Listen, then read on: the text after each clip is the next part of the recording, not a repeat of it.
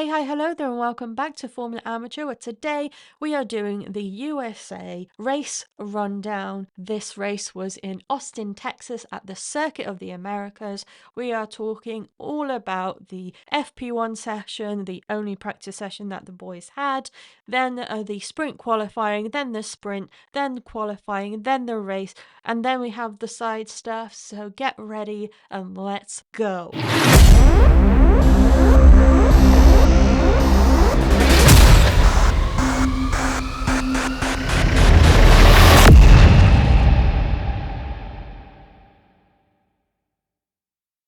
Okay, so we only had one practice session for the USA Grand Prix as a result of the fact that it's a sprint weekend. So let's get into this, shall we? So in the 20th positions, we had Charles Leclerc. He only did 18 laps because he had an issue, presumably with his gearbox. Then in 19th position we had Sainz, who only did 9 laps, but he also had a gearbox issue that got resolved eventually. And then in 18th position we had Antonelli with 26 laps. In 17th we had Gasly with 23 laps. In 16th we had Colapinto with 24 laps. In 15th we had Lawson with 24 laps. In 14th we had Stroll with 23 laps. In 13th we had Tsunoda with 23 laps. In 12th we had Bortoleto with 23 laps. In 11th we had Ocon with 25 laps. In 10th we had Behrman with 26 laps. In 9th we had Hadjar with 24 laps. In 8th we had Hamilton with 24 laps. In 7th we had Russell with 26 laps. In 6th we had Albon with 26 laps. In 3rd we had Verstappen with 25 laps, but he did complain that his car was bottoming, and that has been a theme throughout the weekend every now and then. In 4th we had Alonso with 22 laps. In 3rd we had Piastri with 25 laps. In 2nd we had Hulkenberg with 23 laps. And in 1st we had Norris with 22 laps. So how did they qualify for the sprint? Well, in 20th we had Bortoleto, who dropped 8 positions. In 19th we had Ocon, who dropped 8 positions. In 18th we had Tsunoda, who dropped 5 positions. In 17th we had Colapinto, who dropped 1 position. In 16th we had Behrman, who dropped 6 positions. In 15th we had Lawson, who stayed where he was. In 14th we had Stroll, who stayed where he was. In 13th we had Gasly, who went up 4 places. In 12th we had Hadjar, who dropped 3 places. In 11th we had Antonelli, who gained 7 positions. In 10th we had Leclerc, who gained 10 positions. In 9th we had Albon, who lost 3 positions. In 8th we had Hamilton, who stayed where he was. In 7th we had Sainz, who gained 12 positions. In 6th we had Alonso, who dropped 2 positions. In 5th we had Russell, who gained 2 positions. In 4th we had Hulkenberg, who dropped 2 positions. In 3rd we had Piastri, who stayed where he was. In 2nd we had Norris, who dropped 1 position. And in 1st we had Verstappen, who gained 4 positions. So how did the sprint actually pan out? Well, it was drama all throughout, because within the first turn 3 drivers were out, and those were Alonso, who dropped 14 positions in 20th, or Norris, who could also be classed as 20th, but I have him here as 19th, who dropped 17 positions. In 18th we had Piastri, who also could be 20th, who dropped 15 positions. They all collided. It was a racing incident because it was impossible to tell who was at fault. It was between Piastri, Norris and Hulkenberg, but where Alonso came up to it was the debris that was flying off the 3 cars meant that he punctured a wheel and could not carry on. But Hulkenberg somehow was able to carry on, but it did still hinder his race. And then in 17th we had Stroll, who dropped 3 places. In 16th we had Ocon, who gained 3 places, but Stroll drove into Ocon, and they both had not completed the sprint race, but Stroll has since apologized to Ocon, as he was the one who caused the incident there. In 15th we have Behrman, who gained 1 position. In 14th we have Colapinto, who gained 3 positions. In 13th we have Hulkenberg, who dropped 9 positions. In 12th we have Hadjar, who stayed where he was. In 11th we have Bortoleto, who gained 9 positions. In 10th we have Gasly, who gained 3 positions. In 9th we have Lawson, who gained 6 positions. In 8th we have Antonelli, who gained 3 positions. In 7th we have Tsunoda, who gained 11 positions. In 6th we have Albon, who gained 3 positions. In fifth, we have Leclerc, who gained 5 positions. In fourth, we have Hamilton, who gained 4 positions. In third, we have Sainz, who gained 3 positions. In second, we have Russell, who gained 3 positions. And in first, we have Verstappen, where he stayed where he was. Okay, so let's talk about qualifying for the main race. So in 20th, we have Hadjar, who did not set a lap time as a result of him crashing into the barrier, and his car was no longer usable. He dropped 8 positions. In 19th, we have Stroll, who had a 5 grid place penalty, but he was out within the first qualifying session, and overall he dropped 2 places from where he finished in the sprint race. In 18th, we have Albon, who dropped 12 places. In 17th, we have Ocon, who dropped 1 place. In 16th, we have Bortoleto, who dropped 5 places. In 15th, we have Colapinto, who dropped 1 place. In 14th, we have Gasly, who dropped 4 places. In 13th, we have Tsunoda, who dropped 6 places. In 12th, we have Lawson, who dropped 3 places. In 11th, we have Hulkenberg, who gained 1 position. In 10th, we have Alonso, who gained 10 positions. In 9th, we have Sainz, who lost 6 positions. In 8th, we have Behrman, who gained 7 positions. In 7th, we have Antonelli, who gained 1 position. In 6th, we have Piastri, who gained 12 positions. In 5th, we have Hamilton, who dropped 1 position. In 4th, we have Russell, who dropped 2 positions. In 3rd, we have Leclerc, who gained 2 positions. In 2nd, we have Norris, who gained 17 positions. And in 1st, we have Verstappen, who stayed where he was. On to the race now. Now, this race was not as exciting as the sprint race was. We only had 1 person not complete the entire race, and that was Carlos Sainz, who crashed into Antonelli, and as a result of him finding out too late that Antonelli has changed direction all of a sudden when he was trying to overtake him.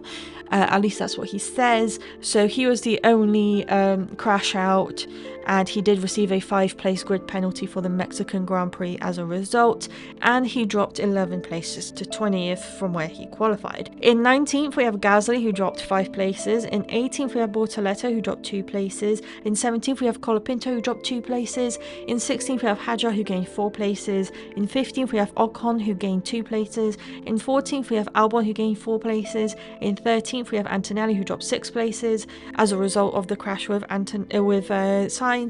In 12th, we have Stroll, who gained 7 places. In 11th, we have Lawson, who gained 1 position. In 10th, we have Alonso, who stayed where he was. In 9th, we have Behrman, who dropped 1 place. In 8th, we have Hulkenberg, who gained 3 positions. In 7th, we have Tsunoda, who gained 6 positions.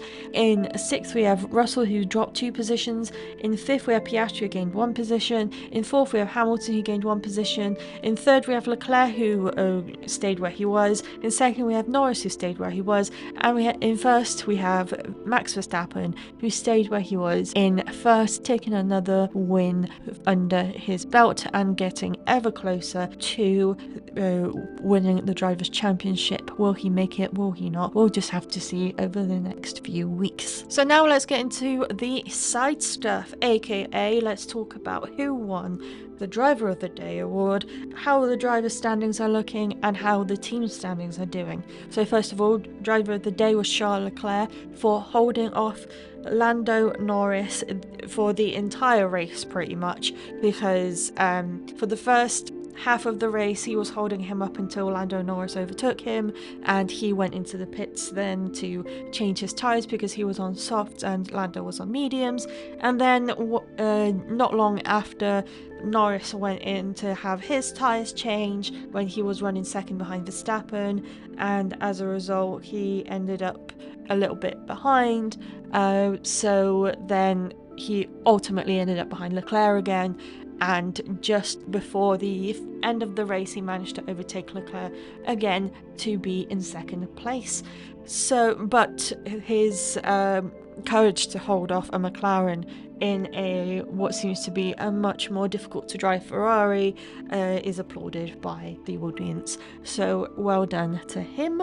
And now the drivers' standings. In first, we still have Oscar Piastri with 346 points. In second, we have Lando Norris, who has 332 points. That's a 14 points difference. Then in third, we have Verstappen with 306. That's a 26 points difference. In fourth, we have Russell with 252 points. That's a 52 points difference. In fifth, we have Leclerc with 192. That's a 60 points difference. In sixth, we have Hamilton with 142. That's a 50 points difference. In seventh, we have Antonelli with 89 points. That's a 53 points difference. In eighth, we have Albon with 73 points. That is a 16 points difference. In ninth, we have Hulkenberg with 41 points. That's a 32 points difference. In 10th, we have Hadjar with 39 points. That is a 2 points difference. Then Sainz in 14th with 38 points. That's a 1 points difference. Then Alonso in 12th with 37 points. That's a 1 points difference. Then Stroll in 13th with 32. So that's a 5 points difference. Then we have Lawson with 30 points in 14th. So that's a 2 points difference. In 15th, we have Ocon, who has 28 points. So that is a 2 points difference. Then in 16th, we have Tsunoda with 28 points, so that's no points difference to Ocon. In 17th, we have Gasly with 20 points, that's an 8 points difference.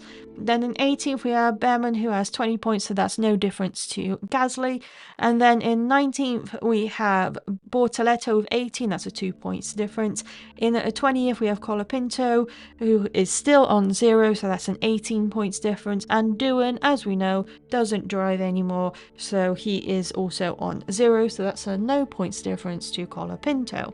And now let's talk about the teams. So as we know, McLaren did win the Constructors' Championship and they are currently on 678 points. And then in second place we have Mercedes with 341 points. They are 337 points behind. Then in third we have Ferrari with 334, so they are 7 points behind Mercedes. Then in fourth we have Red Bull Racing, who are on 331, so they are 3 points behind Ferrari. Then in fifth we have Williams with 111, so they are 220 points behind Red Bull. Then in sixth we have Racing Bulls with 72 points, that's a 39 points difference to Williams. Then in seventh we have Aston Martin with 69 points, that's a 3 points difference to Racing Bulls. Then in eighth we have Kick Sauber with 59 points, that's a 10 points difference to Aston Martin. Then in ninth we have Haas with 48 points, that's an 11 points difference to Kick Sauber. And then in 10th we have Alpine, who are still on 20 points and they are down 28 points compared to where Haas is. Thank you so much for listening to another episode of Formula Amateur. This was the USA Circuit of the Americas, Texas, Austin Grand Prix race rundown, but I'm sure that will not be the title. Thank you so much for listening. Please check out my lovely colleagues on the Be The Change Media Network. Check out BeTheChangeMediaNetwork.com. FormulaAmateur.com is on its way as well. Still working on that one. The next race is on this weekend. We'll be in Mexico City, so get ready for that one, and apologies for this episode being a few hours a bit late. This was due to the fact that the race was on so late, so it took a while to fix that up. So apologies for that one. Maybe the same case next week, but we'll see how that goes. Have a lovely rest of your week, and I'll see you on Saturday for another episode of Formula Amateur. We'll be discussing another interesting topic, and then on Monday we'll have another race rundown of the Mexico City Grand Prix. Have a lovely week. Bye.